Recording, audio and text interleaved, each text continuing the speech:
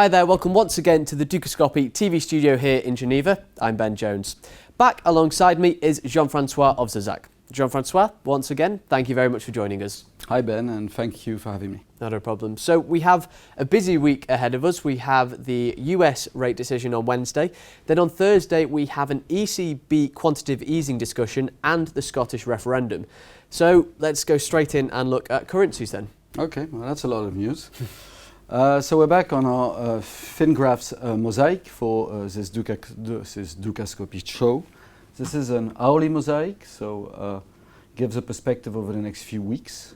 And we have euro dollar, sterling, or cable, Australian dollar, gold, dollar Swiss, dollar yen, 3 months S&P futures, and 3 months long bond treasury futures. Now let's look at the euro.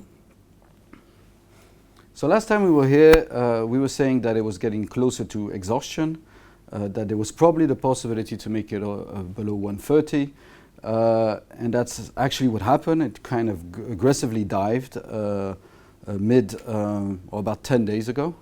And we're back into our impulsive 2 targets with a bottom that was made last week and a consolidation that we've been seeing, which at the moment is not very strong.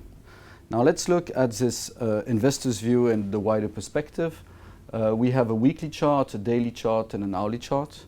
All 3 now are heading down with potential bear indications, which sums up into a potential continuous downtrend when all 3 trends are in a bear. Now what is also interesting is that we had been in a correction up for the better part of 2 years on the euro, and that we've indicated that the potential for this correction up was done, and as the prices did move over 140, we remained in just a correction, and we're waiting it to roll back over into a downtrend, and that's actually what happened over the last 10 days. And now we are in a downtrend, an impulsive downtrend, which still has quite a bit of time to go, and may have the possibility to move into, and now we're counting several quarters away, but may have the possibility in terms of targets to move into the low or the high 1-teens, meaning 119, to down to 110. So back in a downtrend and a long-term downtrend on the euro, and I think that's an important change that we've seen over the last 10 days. Now, the daily is still heading down. It's gone to a certain point of exaggeration, meaning that our risk indicator is in the oversold. Now you really need this oscillator to start turning and making it up above the green band to really mark a reversal. But what we could say is a certain sense of exaggeration. Now the move is not finished. There's a few more months to go. We're thinking second half of October to early November. The targets have been pretty much achieved, meaning 131 to 129. Now bear in mind, as price moves accelerate, volatility increases, and so these price targets can be revised down over the next few months. Now it's not going to be a revision of 5 figures, but 1 or 2 figures are possible. Now we always have the possibility to really move lower and move into impulsive 2 targets, which would lead us into the mid 120s, and that into second half of October to November. Now, so still in the downtrend, maybe a bit exhausted short term, but the movement doesn't seem finished, and we're probably going to see a revision down of the targets over the next few weeks. Now, on the hourly, we've reached the impulsive 2 targets, and we can see that we've had a reaction up, but it's very shallow. It's very shallow, it's been very flat, and it's rolling over already today. And so we would expect this move to not be finished, and we still have the possibility to move a bit lower down into the 128s over the next week or so. So here, if you measure this, there's probably another 2-3 weeks to go, and it's still heading down at the moment. We've had that reaction, and prices really haven't done anything. So still a downtrend, and we'd agree with the potential continuous downtrend indication on the chart. Now, cable, an interesting one in light of the Scottish referendum. It seems like we were in an uptrend, had a nice intermediate top here, a correction. I'm now wondering if it's not going to turn into a major top, but at least the intermediate top is having its reaction down. And as we spoke last week, we were saying that prices just went through their corrective targets and opened the door to an impulsive target down. Now there's still a few more months to go, probably also end of October, November, and here we can see clearly that the targets are not done yet. So there's probably 2 to 6 figures more to go.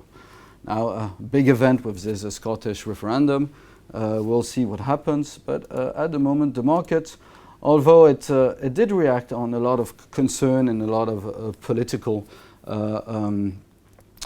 speaking out against the referendum and the fact that the banks would relocate south of the border. So we did see quite a bit of reaction, but in essence, as with euro, the trend is still down and could lead us lower over the next few weeks. So we don't know if this is an omen for the result, but even a very tight result in favor of the no would probably open the door to more discussions. So this story is short term not over and probably medium to long term not over either. Now let's go on. Interesting one, maybe looking at the daily on Australian dollar, which we haven't looked at in a while. It's also approaching its corrective targets.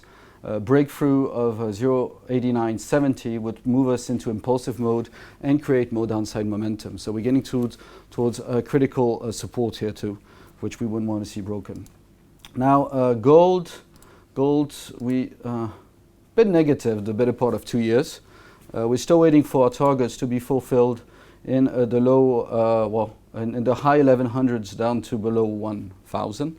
There's still more time to go in terms of a few quarters to go in terms of the objectives.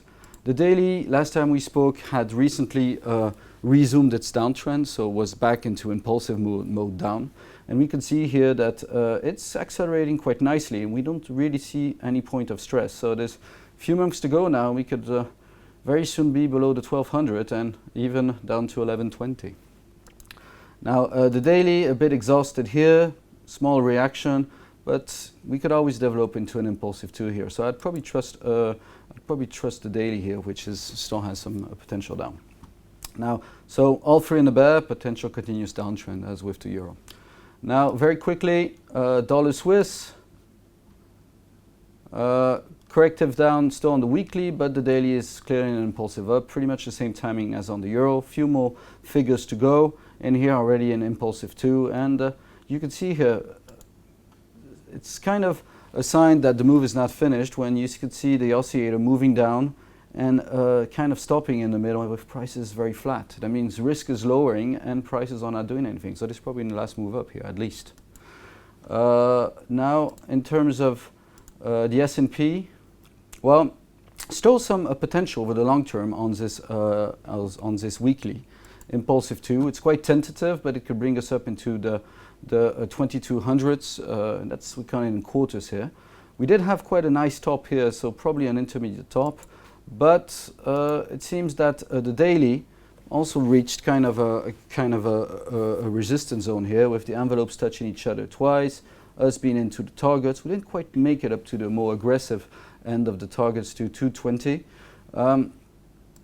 It's still in the bull, so theoretically it's not over.